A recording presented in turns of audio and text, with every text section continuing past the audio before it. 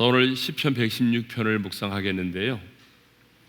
자, 이 시편 116편은 하나님께서 내 기도에 응답하셨으므로 이렇게 살아가겠습니다. 하나님이 내 기도를 들으셨으므로 제가 이렇게 살겠습니다 라고 하는 일종의 결단을 노래하고 있습니다. 시편 116편은 누가 썼을까요? 성경에 보게 되면 저자를 말하지 않고 있는데 어떤 사람은 다윗이 썼을 것이다 라고 말하기도 하고, 그렇지만 대부분의 학자들은 히스기야가 죽을 병에 걸렸다가 고침을 받은 이후에 이 시를 쓴 것으로 그렇게 보고 있습니다. 이사야 38장을 보게 되면 우리가 잘 아는 것처럼 히스기야가 죽을 병에 걸렸습니다. 하나님께서 이사야 선지자를 보내서 이렇게 말했죠. 내가 죽고 살지 못하리라. 죽음이 선포되었습니다. 그때에 히스기야가 어떻게 했어요? 자신의 얼굴을 벽으로 향하고 심히 통곡하면서 여호와께 기도를 했습니다. 그때 하나님께서 이사야를 보내요 이렇게 말씀하셨죠. 자, 이사야 38장 5절 하반절인데요, 함께 읽겠습니다. 다 같이요. 내가 내 기도를 들었고 내 눈물을 보았노라. 내가 내 수완에 15년을 더하고. 자, 하나님께서 히스기야의 이 간절한 기도를 들으시고 어떻게 하셨어요? 죽을 병에서 그를 건져내시고 15년의 생명을 연장시켜 주신 것입니다. 자, 이렇게 놀라운 기도의 응답을 받고 난 이후에 이 시를 쓴 것으로 보입니다. 여러분, 시편은요, 그 배경을 알아야만이 본문의 의미를 더 충실하게 우리가 이해할 수 있습니다. 그러니까 여러분, 이 배경을 이제 머릿속에 기억하면서 오늘 시편 116편을 함께 나누도록 하겠습니다. 자, 우리 1절을 한번 다 같이 읽겠습니다. 시작. 여호와께서 내 음성과 내 간구를 들으심으로 내가 그를 사랑하는도다. 자, 이 시인은 먼저 기도를 들으시는 하나님에 대하여 언급을 하고 있습니다. 여호와께서 내 음성과 여호와께서 내 간구를 들으셨다라고 말하고 있어요. 그죠? 예. 그리고 2절에도 보게 되면 이렇게 말하고 있어요. 2절도 읽겠습니다. 다 같이요. 그의 귀를 내게 기울이셨으므로 내가 평생에 기도하리로다. 여호와께서 그의 귀를 내게 기울이셨다라고 말하죠. 자, 그러니까 1절과 2절을 보게 되면 우리 하나님은 내 음성과 간구를 들으시는 분이시고, 또 기도할 때에 귀를 기울이셔서 내 기도를 들으시는 그런 하나님이시다라고 하는 거죠. 그냥 하나님이 우리의 기도를 들으신다 이렇게 표현할 수도 있는데, 이 시인은 귀를 내게 기울이셨다. 하나님이 귀를 기울여서 내 기도를 들으셨다라고 말하고 있어요. 이건 좀 다른 거잖아요. 그죠? 그냥 듣는 거하고 귀를 기울여서 들으셨다고 하는 것은 다른 의미가 있죠. 여러분, 우리가 그렇잖아요. 누가 무슨 말을 할 때도 그냥 대충 건성으로 듣는 사람이 있고, 그 말을 아주 귀를 기울여서 듣는 사람이 있잖아요. 그런데 하나님께서 우리의 기도를 어떻게 들으신다고 말하고 있어요? 그냥 건성으로 들으신 것이 아니라, 대충 들으신 것이 아니라 아주 집중하여 귀를 기울이셔서 우리의 기도를 들으신다는 얘기입니다.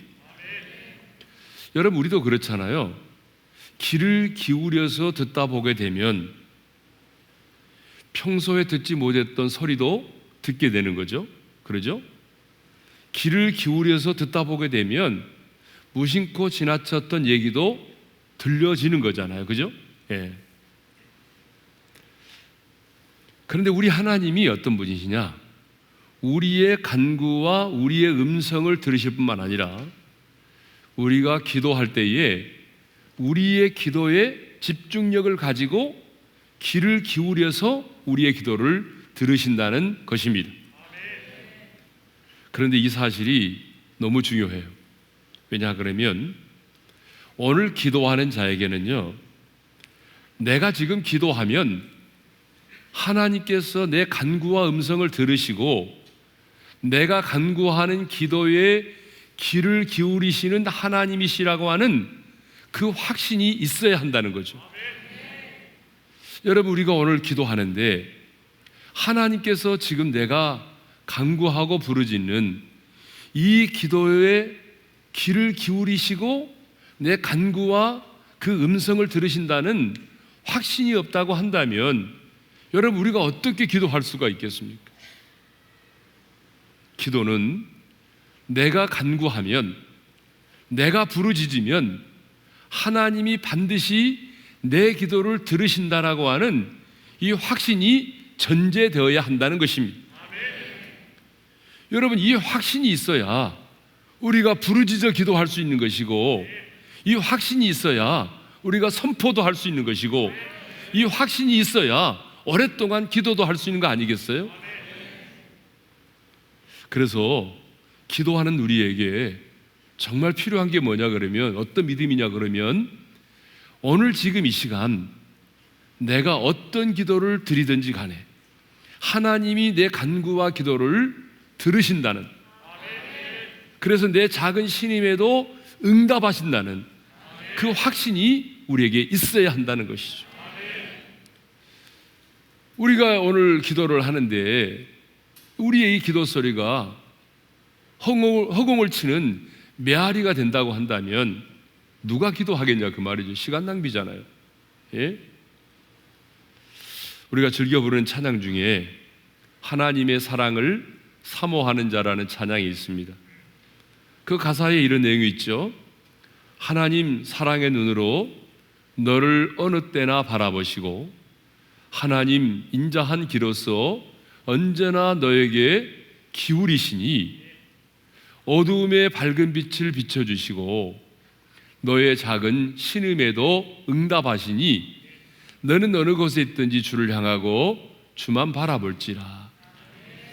자, 하나님께서 우리의 작은 신임에도 응답하신다고 그랬죠. 하나님이 우리의 작은 신임에도 응답하시려면 어떻게 해야 돼요? 그 인자한 귀로서 언제나 우리의 그 간구와 부르짖음에 귀를 기울이실 때에만 가능한 것이죠. 그러니까 오늘 우리가 그냥 오랜 시간 동안 기도한다고 중요한 게 아니고, 오늘 내가 간구하고 내가 부르짖으면 하나님이 나의 기도에 귀를 기울이신다. 나의 기도에 귀를 기울이시는 하나님이시다.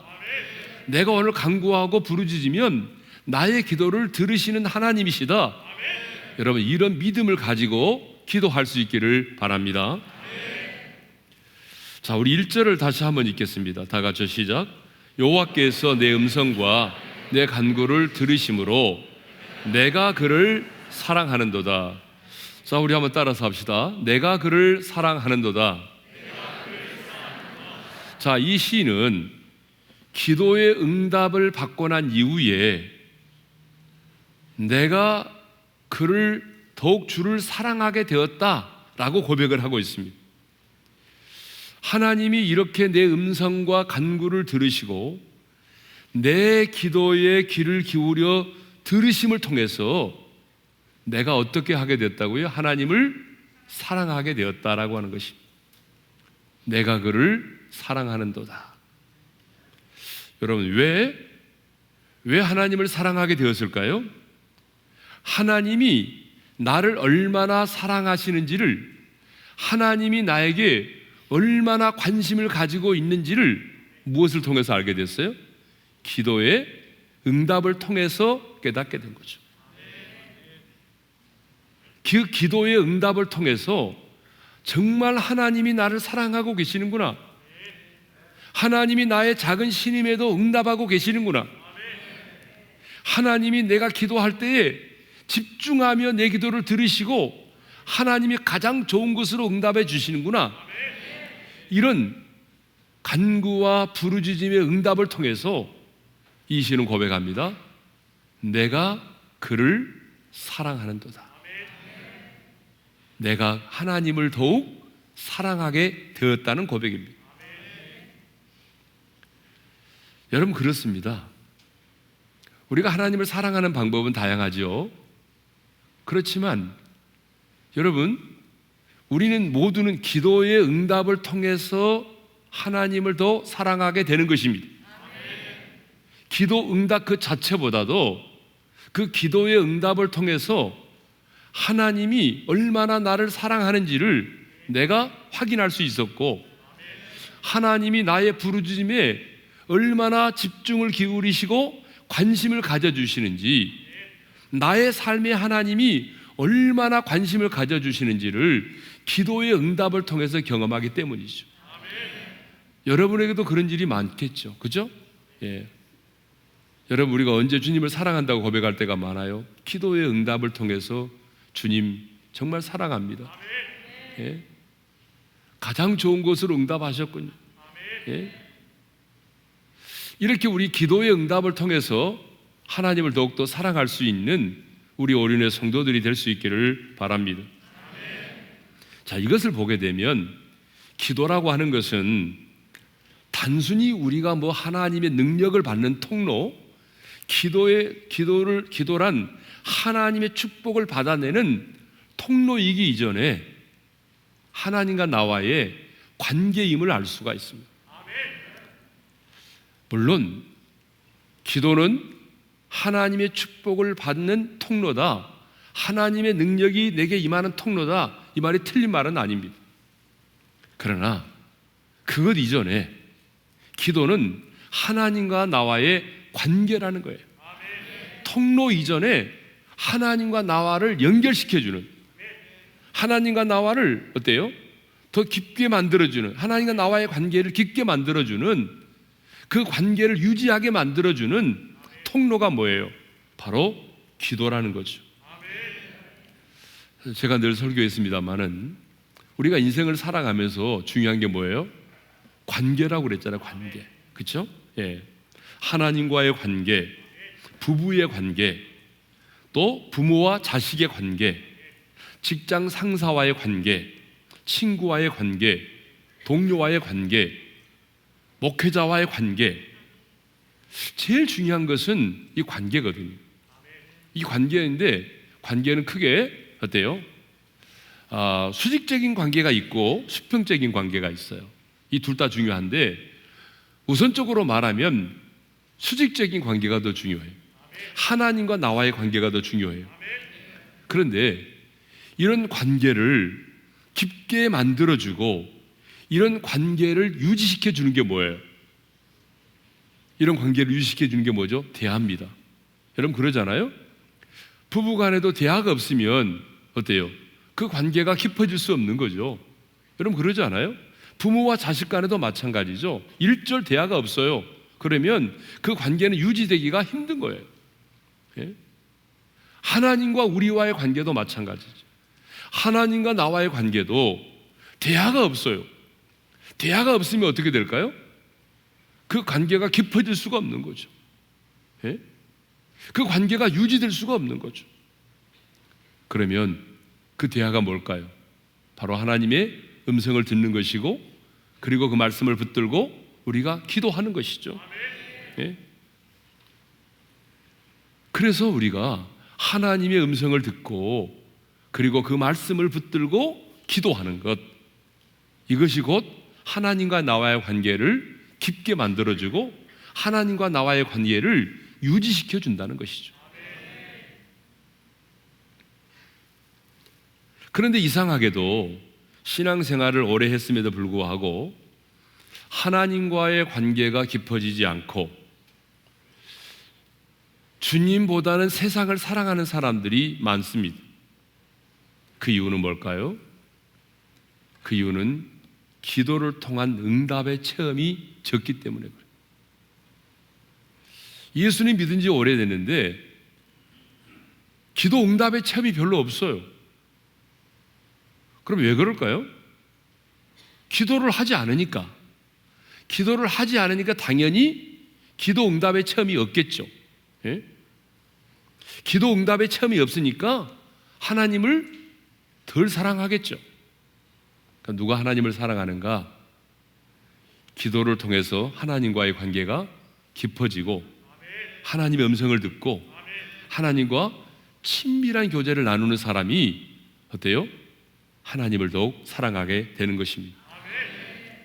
저는 우리 오륜의 모든 성도들이, 이 설교를 듣는 모든 하나님의 사람들이 하나님과의 친밀한 기도를 통해서 기도의 응답을 체험하고 그 기도의 응답의 체험을 통해서 하나님을 더욱더 사랑할 수 있기를 주님의 이름으로 축원합니다. 자, 우리 2절의 말씀을 함께 나누도록 하겠습니다. 2절을 다 같이 읽겠습니다. 시작.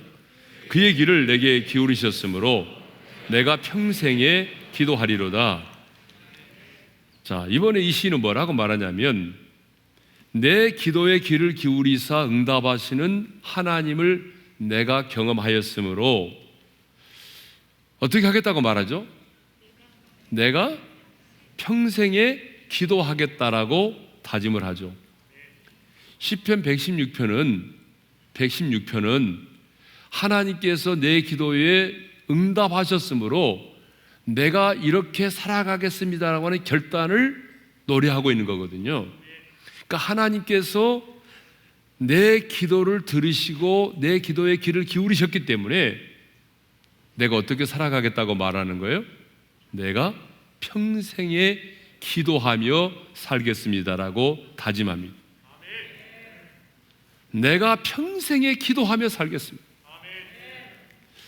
예전에는 어떤 일이 생기면 근심을 먼저 하고 기도는 나중에 했는데 이제는 근심이 먼저가 아니라 기도를 먼저 하겠다라고 하는 다짐이기도 합니다.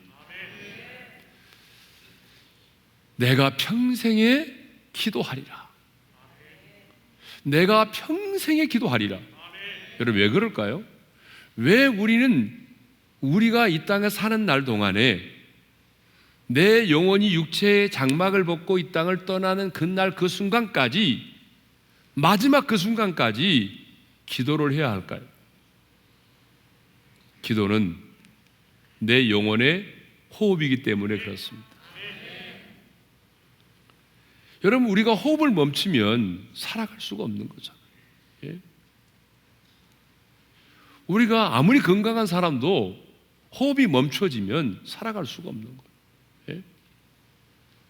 그렇기 때문에 우리가 늘 호흡을 해야 하는 것처럼 기도는 내 영혼의 뭐예요? 호흡이다. 그러니까 무슨 일만 생기면이 아니라 물론 어떤 일이 생겼을 때에 우리는 기도를 해야 되죠. 그렇지만 우리는 그것과는 상관없이 내 인생에 어떤 일이 벌어지지 않아도 평생 기도할 수 있기를 바랍니다. 이것저것 다 해보고 마지막에 기도나 해볼까가 아니라 여러분 우리의 기도는 내 영혼의 호흡이고 하나님과의 관계를 깊게 만들어주고 유지시켜주는 것이기 때문에 우리는 끊임없이 기도를 해야 되는 거죠. 그래서 사도 바울은 이 표현을 내가 평생에 기도하리라, 이 표현을 사도 바울은 어떻게 표현했어요? 쉬지 말고 기도하라고 표현한 거죠. 그래서 사도 바울은 쉬지 말고 기도하라고 우리에게 권면을 하고 있는 것입니다. 또 구약에서 사무엘 선지자도 자신의 고별 설교에서 뭐라고 말했어요? 나는 너희를 위하여 기도하기를 쉬는 죄를 범하지 않겠다라고 했잖아요. 사무엘상 12장 23절의 말씀이죠. 읽겠습니다. 다 같이 시작. 나는 너희를 위하여 기도하기를 쉬는 죄를 여호와 앞에 결단코 범하지 아니하고. 기도를 쉬는 게 뭐라는 거죠? 죄라는 거죠. 근데 여러분 우리는 기도를 쉬는 것을 죄라고 생각해 본 적이 없잖아요. 그죠? 그러나 분명히 사무엘 선지자의 고백을 보게 되면 내가 기도를 하지 않고 기도를 쉬는 것은 죄라는 거죠. 예. 왜 그럴까요? 기도를 쉰다는 것은 곧 뭘 말합니까? 하나님의 도우심이 없이도 내가 얼마든지 이 문제를 해결할 수 있고 이 난관을 이겨낼 수 있고 하나님의 도우심이 없이도 살아갈 수 있다는 그 교만한 마음 때문에 기도하지 않기 때문에, 기도하지 않는 것은 뭐예요? 곧 하나님 앞에서 교만의 죄를 짓는 것입니다.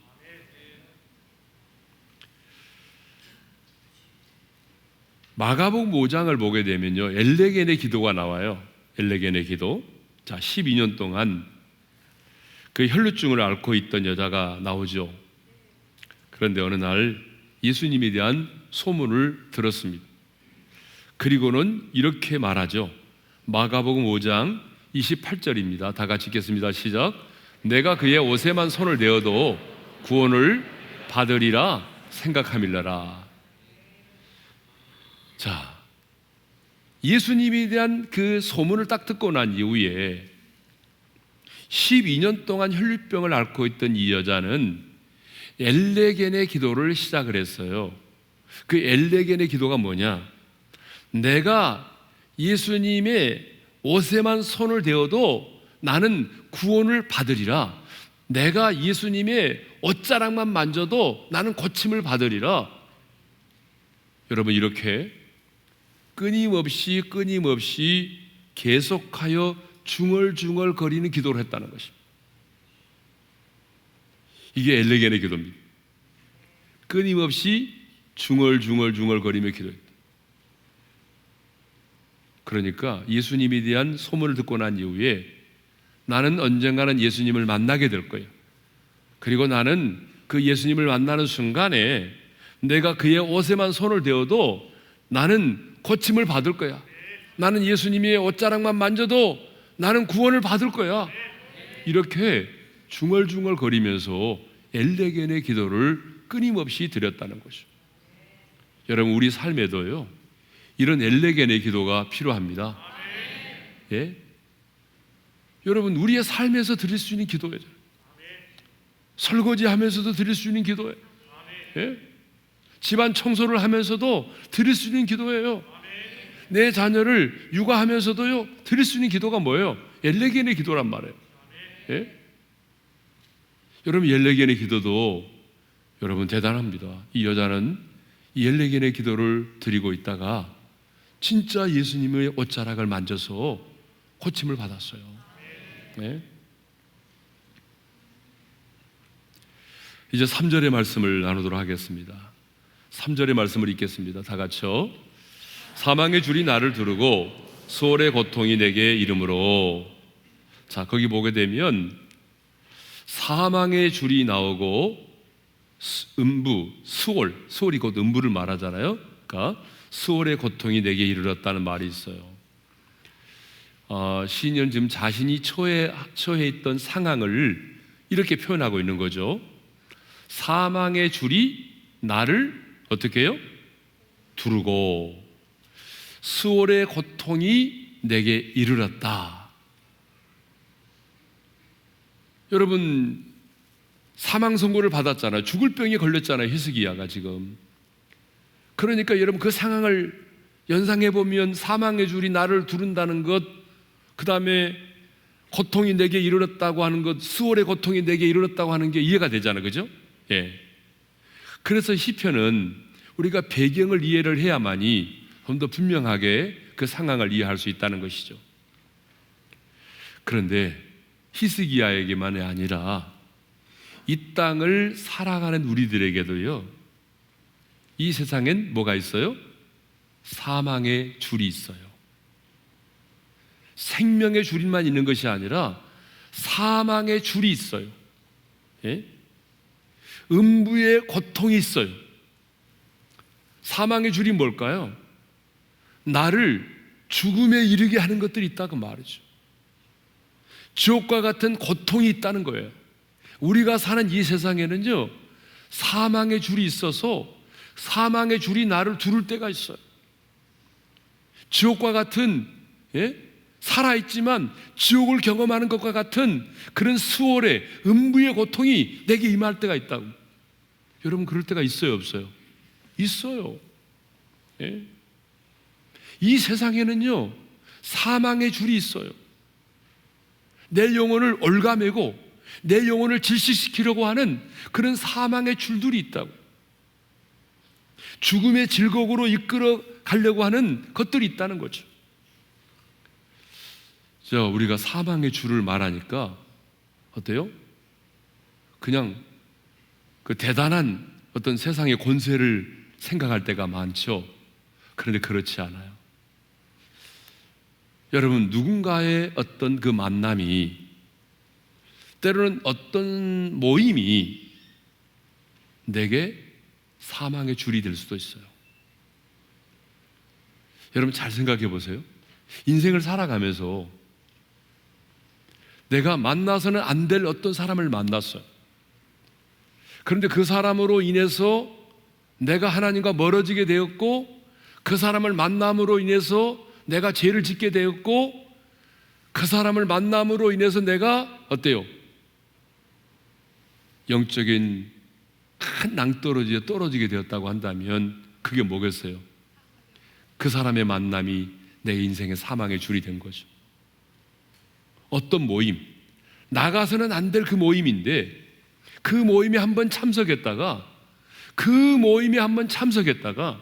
이단에게 빠지게 되고, 그렇죠? 그 모임에 참석했다가 이단의 사상을 접하게 되고, 그래서 배교하게 되고, 그런 일도 있잖아요. 그러니까 여러분, 사망의 줄은 멀리 있지 않아요. 우리 삶 가운데 있어요. 누구와의 만남이, 여러분, 누군가의 그 만남이 내 인생의 사망의 줄이 될 때가 있어요. 어떤 모임이 내 인생의 사망의 줄이 될 때가 있단 말이에요. 그래서 우리에게는 영적인 지혜가 필요해요. 통찰력이 필요해요. 예? 분별할 수 있어야 돼요. 모든 모임이 다 좋은 게 아니에요. 모든 만남이 다 축복이 되는 것이 아닙니다. 사망의 줄이 나를 두르게 해서는 안 됩니다. 오늘 이 밤에 여러분, 우리 성도님들 가운데 사망의 줄에 매여 있는 분들이 있다면 오늘 이 밤에 말씀을 붙들고 기도하며 나갈 때에 그 사망의 줄들이, 사망의 모든 결박들이 끊어지고 자유케 되는 일이 일어나기를 주님의 이름으로 축원합니다. 열왕기하 4장에 보게 되면 사망의 독이 나오잖아요, 그죠? 자, 엘리사의 선지 생도들이 배가 고파서 채소를 캐러 들에 나갔다가 야등덩굴을 구해왔어요. 이 야등덩굴을 식용오이나 식용호박으로 착각을 한 거죠. 그런데 뭐예요? 나중에 보니까 그 안에 독성이 있었잖아요. 그것을 먹게 되면은 소화기관이 찢어져서 죽을 수도 있죠. 그런데 엘리사가 가루를 넣어서 독을 해독을 시켰습니다. 그렇죠? 엘리사가 기적을 행했잖아요.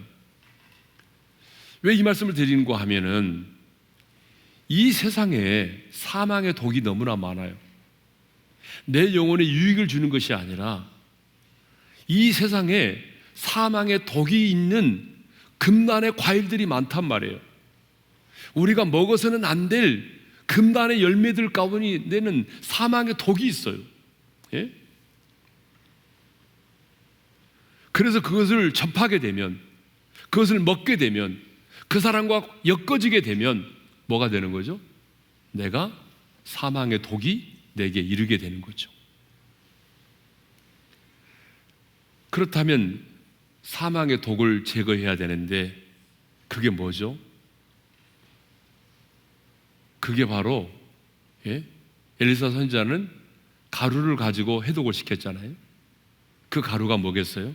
신약으로 말한다면 바로 생명의 떡이신 예수 그리스도를 말합니다. 그렇기 때문에 오늘 그 예수 그리스도가 우리 가운데 임재하시고 그분이 왕으로서 우리를 지배하고 다스리기 시작하게 되면, 예수 그리스도의 말씀이 우리 안에서 살아 역사하기 시작하면, 예수님의 십자가의 보혈이 우리 가운데 흘러넘치기 시작하면 우리 안에 들어와 있는 수많은 사망의 독들이 해독이 된다 그 말입니다. 그래서 이 예배 시간은 바로 우리 안에 들어와 있는 사망의 독들이 해독되는 그런 시간이 될 줄로 믿습니다. 우리가 들으면 안 되는 말을 듣게 되고, 그렇죠? 어떤 사람을 만나게 되고, 그래서 누군가가 엮어지게 되고, 그 문제에 내가 빠지게 됨으로 인해서 우리 안에 들어와 있는 수많은 그 사망의 독들이 그 예수님의 통치와 그 말씀과 그분의 보혈로 인해서 해독되는 그런 시간이 되기를 바랍니다. 그런데 이제 이 시인이 언제 기도했다고 말하죠? 사망의 줄이 나를 두르고 음부의 고통이 내게 이를 때에 기도했다라고 말하죠. 그러니까 여러분, 우리는 평상시에도 기도를 해야 되지만 특별히 인생을 살다 보게 되면 이렇게 사망의 줄이 나를 두르고 음부의 고통이 내게 이를 때, 슬픔과 환난을 만나게 됐을 때에 우리가 어떻게 해야 되죠? 더욱더 기도를 해야 하는 것입니다. 사망의 줄이 나를 두른다는 것은 무슨 말이에요? 내가 죽을 지경이 되었다, 그 말이죠. 예? 음부의 고통이 내게 미쳤다는 말은 지옥에 떨어져 있는 것만 같은 그런 고통을 느꼈다, 그 말이죠. 여러분, 살다 보게 되면 그럴 때가 있잖아요. 살다 보게 되면 죽음을 통해서만이 이 고통과 슬픔에서 해방될 것처럼 보일 때가 있단 말이죠. 내가 죽으면, 그래, 내가 죽어버리면 이 모든 것들로부터 해방되겠지, 이 모든 슬픔으로부터, 이 고난으로부터 해방될 수 있겠지 라고 생각해서 어때요? 사람들이 자포자기하고 자신의 생명을 끊으려 할 때도 있잖아요. 그런데 여러분, 하나님의 사람인 우리는 내 인생에 그런 환난과 슬픔이 찾아왔을 때, 사망의 줄이 나를 두르고 음부의 고통이 내게 미쳤을 때 어떻게 해야 되죠? 우리는 당연히 기도의 무릎을 꿇어야 할 것입니다. 자포자기하는 것이 아니라 우리는 무릎을 꿇어야 돼요. 한나가 그랬던 것처럼 분인나라는 여자가 자신을 격분시킬 때에, 마음이 너무나 괴로울 때에 하나님의 성전에 나아가서 심한 통곡과 눈물로 기도했던 것처럼 우리는 무릎으로 승부를 해야 하는 것입니다. 요나가 어디서 기도했습니까? 수월의 뱃속에서 기도했다고 돼 있잖아요. 요나서 2장 2절을 읽겠습니다. 다 같이요. 내가 수월의 뱃속에서 부르짖었더니 주께서 내 음성을 들으셨나이다. 그 물고기 뱃속이 어떤 곳이었어요? 바로 수월의 뱃속이었어요. 예? 그런데 그 음부의 고통 중에서 수월의 뱃속에서 기도했더니, 부르짖었더니 주께서 내 음성을 어떻게 해요? 들으셨다는 거예요. 그러니까 우리는 평상시 때도 기도해야 되지만 우리의 인생의 환난과 슬픔을 맞이했을 때, 사망의 줄이 나를 두르고 음부의 고통이 내게 이르를 때도 어떻게 해야 되죠? 우리는 기도를 해야 하는 것입니다. 그래서 성경에 뭐라고 되어 있어요? 환난 날에 나를 부르라. 내가 너를 건지리니 네가 나를 영화롭게 하리라. 환난 날에는 어떻게 하라고요? 나를 부르라, 하나님을 찾으라는 얘기 아니에요. 환난이 다가오면, 여러분의 인생에 환난이 다가오면 어떻게 해야 돼요? 나를 부르라는 거 아니에요. 하나님의 얼굴을 찾으라는 거 아니에요. 간절히 부르짖어 기도하라는 거 아닙니까? 그러면 하나님께서 약속하셨어요. 내가 너를 건지리니 네가 나를 영화롭게 하리라. 여러분, 지금 우리는 전 세계가 이 환난의 때를 살고 있습니다. 코로나19 바이러스가 이렇게 오래 갈 줄 어떻게 알았어요? 우리는 2주만 예배 안 드리면 끝날 줄 알았어요. 그런데 지금 2주가 아니고 3개월에 접어들었어요. 예? 전 세계가 지금, 여러분, 모든 것이 월스톱 됐어요. 예? 이 재앙이란 말이죠. 큰 환난을 맞은 거예요, 지금. 하나님이 주신 분명한 경고의 메시지가 있단 말이죠. 예? 이럴 때 우리 어떻게 해야 되죠? 환난 날에는 나를 부르라. 하나님의 얼굴을 구해야 됩니다. 우리 인간이 아무리 힘쓰고 애쓰고 노력해도 여러분, 인간의 힘과 인간의 의학으로는 안 된다는 걸 지금 우리가 경험하고 있잖아요. 예? 4절의 말씀을 나누겠습니다. 읽겠습니다. 다 같이 시작. 내가 여호와의 이름으로 기도하기를, 여호와여 주께 구하오니 내 영혼을 건지소서. 따라서 합시다. 내 영혼을 건지소서. 이 시인의 관심은 어디에 있습니까? 기도하는 이 시인의 포커스가 어디에 맞춰져 있어요? 내 영혼에 맞춰져 있습니다. 내 영혼에. 이 시인이 여호와의 이름으로 기도했던 것은 내 영혼을 건져달라는 거예요. 내 영혼을 건져달라는 거예요. 당장의 환난과 슬픔으로부터 노임을 받는 것도 중요하지만 더 중요한 것은 내 영혼입니다. 그래서 하나님의 마음에 합한 자였던 다윗도 시편 23편에서 기도하면서 뭐라고 말하죠? 내 영혼을 소생시키시고 내 영혼을 소생케 해달라고 기도하잖아요. 예? 이 소생시킨다라고 하는 말이 뜻이 뭐냐 그러면 이 말의 뜻은 돌아간다, 리턴, 컴백 그런 말이죠. 돌아간다는 말의 의미는 길을 잃어버리고 방황하던 양을 다시 돌아오게 하는 것을 말하는 것입니다. 목자 없이도 살 수 있다고 생각하고 목자의 품을 떠났던 그 양이 다시 목자의 품으로 돌아오는 것을 말하는 것입니다.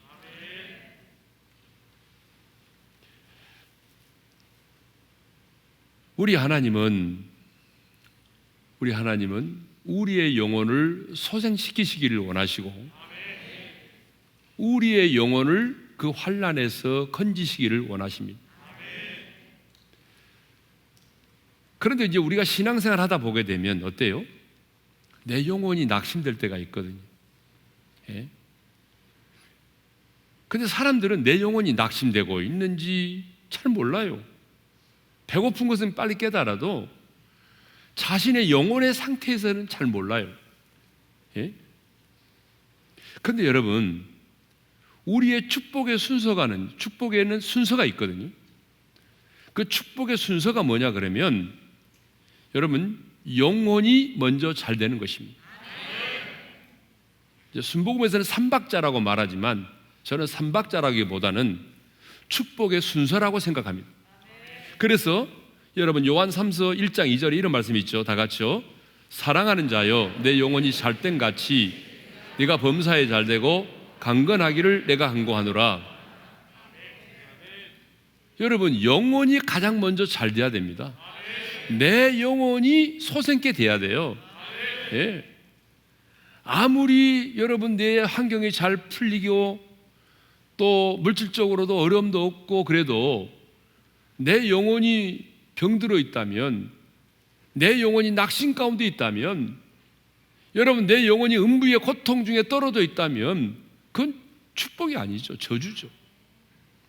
그런데 우리는 우리 영혼에 별로 관심이 없어요. 지금 내 영혼이 어떤 상태에 있는지, 지금 내 영혼이 하나님과 멀어졌는지, 내 영혼이 탄식하고 있는지 전혀 관심이 없어요. 왜? 내 눈에 보이지 않는다는 이유 때문에. 그런데 여러분, 축복의 순서는 내 영혼이 먼저 잘 돼야 되는 것입니다. 여러분의 영혼이 먼저 강건하기를 바랍니다. 여러분의 영혼이 이 밤에 회복되고 소생케 될 수 있기를 바랍니다. 그러니까 우리도 내 영혼을 건져달라고 기도해야 돼요. 자, 5절의 말씀인데요, 우리 다 같이 읽겠습니다. 시작. 여호와는 은혜로우시며 의로우시며 우리 하나님은 긍휼이 많으시도다. 여러분 갑자기 기도를 하다 말고 갑자기 하나님의 성품을 이야기하잖아요. 그죠? 예. 하나님의 성품을 지금 이야기합니다. 여호와는 은혜로우신 분이다라고 말하죠. 그 다음에 뭐라고 말하죠? 하나님은 의로우시다라고 말하죠. 그 다음에 뭐라고 말하죠? 하나님은 긍휼이 많으시도다라고 말하죠. 여러분 이게 굉장히 중요해요. 기도하는 사람에게는 이게 너무 중요해요. 여러분 왜 우리가 기도를 하면서 그냥 우리에게 필요한 것들만 간구하지 않고 하나님의 성품을 이야기하죠? 여러분 우리가 기도할 때에 그에 걸맞는 하나님의 성품을 이야기하잖아요. 하나님은 선하십니다. 하나님은 신실하십니다. 하나님은 은혜와 긍휼이 풍성하십니다. 하나님은 의로우신 분이십니다. 왜 이렇게 말할까요? 우리가 하나님 앞에 간구하려면 그냥 간구해서는 되는 것이 아니라 우리가 기도할 수 있는 근거가 필요해요. 하나님 앞에 이것을 구할 수 있는 근거가 필요해요. 예? 여러분 무슨 말인지 알겠어요? 내가 하나님 앞에 뭔가를 기도하려면 그냥 달라고 기도하면 안 돼요. 하나님의 성품에 호소해야 돼요. 하나님의 성품에 호소하는 기도를 드려야 돼요. 여러분 무슨 말인지 알겠죠?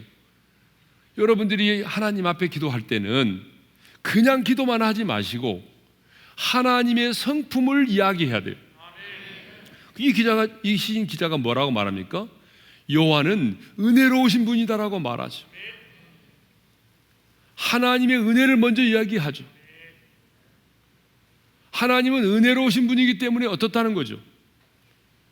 내가 무슨 일을 많이 했기 때문에 내 기도를 들어주시는 분이 아니라 내가 하나님 앞에는 이렇게 아뢰일 수 있는 어떤 자격과 공로가 없지만 하나님은 은혜로우신 분이기 때문에 내가 이 시간 은혜로 구한다는 거 아니에요.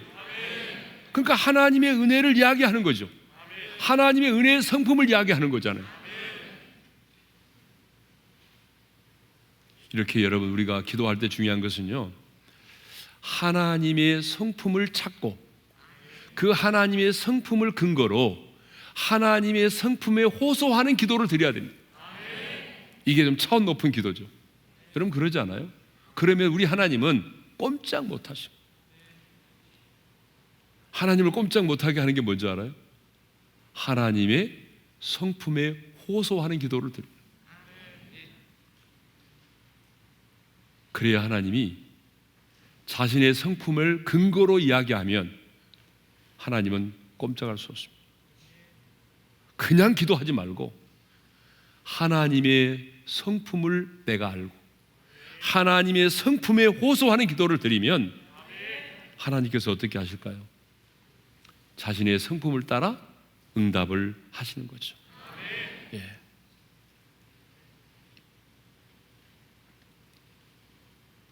우리가 기도할 때에 하나님의 성품을 아는 게 중요해요. 왜 중요하냐 그러면 내가 하나님의 성품을 알아야 회개도 할 수가 있는 거죠. 하나님의 성품을 알아야 내가 쓰러지고 넘어졌지만 다시 일어나서 담대히 은혜의 보좌 앞에 나아갈 수 있는 거죠. 하나님의 성품을 모르면 사탄의 참소 앞에 무릎을 꿇을 수밖에 없어요. 하나님의 성품을 모르면 내가 회개도 못해요. 당당하게 하나님 앞에 나아가 기도할 수도 없어요. 그래서 우리가 하나님을 안다는 말은 다른 말로 말하면 하나님의 성품을 알아간다는 말입니다. 그렇죠? 여러분 하나님의 성품을 알아가시기를 바랍니다. 근데 그 하나님의 성품을 알아가는 것은 머리로 되는 것이 아니에요. 체험을 통해서 알아가는 것입니다. 자, 6절의 말씀이죠. 6절의 말씀을 함께 읽겠습니다. 다 같이요. 여호와께서는 순진한 자를 지키시나니 내가 어려울 때에 나를 구원하셨도다. 자, 하나님이 누구의 기도를 들으시는가? 거기 보면은 여호와께서는 순진한 자를 지키시나니 그랬어요. 여기서 순진하다는 말은 마음이 열린 자, 교활함이 없는 자, 마음에 간사함이 없는 자를 말합니다. 요한복음 1장에 보게 되면요, 나다나엘이라는 사람이 나오는데 요한복음 1장 4장 7절에 보면 이렇게 되어 있습니다. 보라, 이는 참으로 이스라엘 사람이라 그 속에 간사한 것이 없다 그랬어요. 그렇죠? 그러니까 요한복음 1장 4절에 보게 되면 그 마음속에 간사함이 없다. 그 사람이 바로 누구죠? 오늘 본문이 말하는 순진한 자를 말하는 거죠. 그 다음에는요, 내가 어려울 때에 나를 구원하셨도다 그랬죠. 여기서 어려울 때라는 말은 가난하게 되다, 낮아지다는 그런 말이거든요. 하나님은 어떤 사람의 기도를 들으시냐 그러면 심령이 가난한 자의 기도를 들으십니다. 여러분, 심령이 가난하다는 의미가 뭐죠? 심령이 가난한 자는 복이 있나니 천국이 저희 것이며 그랬죠. 하나님의 나라는 심령이 가난함으로부터 시작이 되는데 심령이 가난하다는 의미는 이런 겁니다. 주님, 나는 주님의 은혜가 아니면 살아갈 수가 없어요. 주님이 붙잡아 주지 않으면 일어설 수 없어요. 주님이 내 죄를 용서해 주지 않으면 내 스스로 내 죄 문제를 해결할 수가 없어요. 이 고백이 뭐예요? 심령이 가난한 겁니다. 하나님은 우리의 심령이 가난한 자의 기도를 들으십니다. 마음에 간사함이 없는, 교활함이 없는 그런 자의 기도를 하나님이 들으신다 그 말입니다. 그러니까 우리가 하나님 앞에 기도할 때 어떻게 기도해야 돼요? 심령이 가난한 자로서 기도해야 돼요. 예? 마음에 간사함이 없는 자로서 기도해야 돼요. 이제 마지막 7절의 말씀을 읽겠습니다. 다 같이요. 내 영혼아, 내 평안함으로 돌아갈지어다. 여호와께서 너를 후대하심이다. 하나님의 은혜로우심과 의로우심과 긍휼하심을 알고 낮아지고 가난한 자의 기도를 들으신다는 사실을 알았던 시편 기자는 이제 마지막으로 뭐라고 말하죠? 자기의 영혼을 향하여 명령합니다. 내 영혼아, 내 평안함으로 돌아갈지어다. 자신의 영혼을 향하여 명령을 합니다. 여러분, 이거 굉장히 중요합니다. 내 영혼을 향하여 내가 명령한다는 것, 이건 너무 중요해요. 여러분, 우리도 내 자신의 영혼에 대하여 명령할 수 있어야 됩니다. 예를 들면은 내 영혼아 평안할지어다. 내 영혼아 하나님의 나라를 누릴지어다.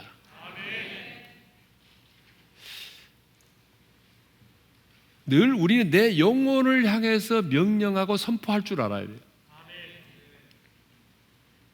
다윗은 그랬어요. 다윗은요, 자신의 영혼을 향하여 이렇게 명령을 했어요. 시편 103편 1절을 읽겠습니다. 다 같이요. 내 영혼아 여호와를 송축하라. 내 속에 있는 것들아 다 그의 거룩한 이름을 송축하라. 다윗은 자신의 영혼을 향하여 명령합니다. 뭐라고 명하죠? 여호와를 송축하라. 여러분, 여호와를 송축한다는 말은 여호와를 축복한다는 말이거든요. 피조물인 우리 인간이 어떻게 절대자이신 하나님을 축복하겠어요? 이건 말이 안 되는 거잖아요. 송축한다는 말은 축복한다는 말인데 어떻게 우리가 축복합니까? 피조물인 우리 인간이. 하나님이 우리를 축복해야 되죠. 근데 이 말은 다른 게 아닙니다. 우리가 내 영혼이 여호와를 축복한다는 얘기는 하나님께서 내게 행하신 그 놀라운 일들을 선포하는 것입니다.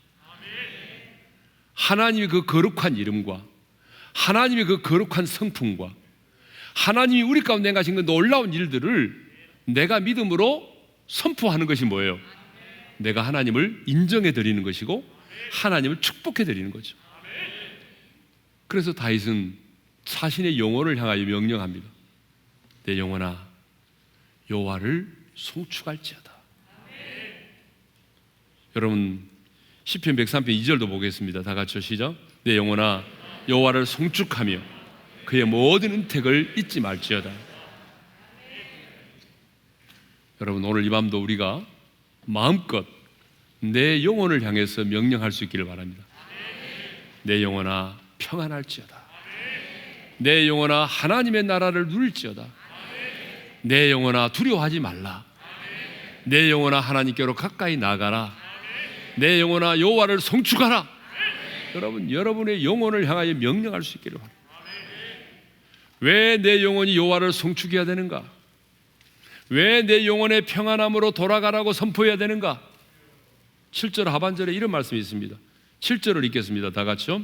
내 영혼아 내 평안함으로 돌아갈지어다. 여호와께서 너를 후대하심이로다.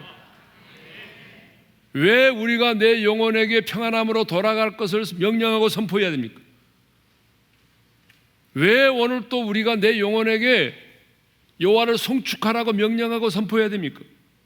그 이유가 있습니다. 여호와께서 너를 후대하심이로다. 후대한다는 말이 뭐예요? 후대한다는 말은 쉽게 설명하면 이런 겁니다. 내가 생각하는 것, 내가 기도하는 것 이상으로 하나님께서 갚아주시는 것을 말합니다. 여러분 그렇죠? 하나님은 언제나 우리에게 후대하시잖아요. 기도 응답도 보게 되면 하나님은 째째하게 응답하지 않아요. 예? 흔들어 넘치도록 그 영광의 풍성을 따라 채우시잖아요. 그래서 성경은 우리에게 말하잖아요. 내 입을 넓게 열라고 말하잖아요. 어차피 하나님께서 이루실 일인데, 예? 내 안에 정욕이 없다면 여러분 내 입을 넓게 열어야 되죠. 예? 그런데 우리의 기도의 그릇이 너무 작아요. 하나님은 내 입을 넓게 열라고 말하는데 우리의 기도의 그릇이 너무 작아요. 하나님 그 영광의 풍성을 따라 채우기를 원하시는데 우리가 준비한 그릇은 뭐예요? 너무나 작은 그릇이란 말이죠. 예? 하나님은 우리를 후대하시는 분이에요. 하나님은 우리에게 내가 생각하는 것 이상으로 응답하시고 내가 기도한 것 이상으로 역사하시는 분이신데, 그런데 그러기 때문에 시편 기자가 뭐랍니까? 여호와를 송축하라는 거죠. 내 영혼에게 명령하라는 거죠.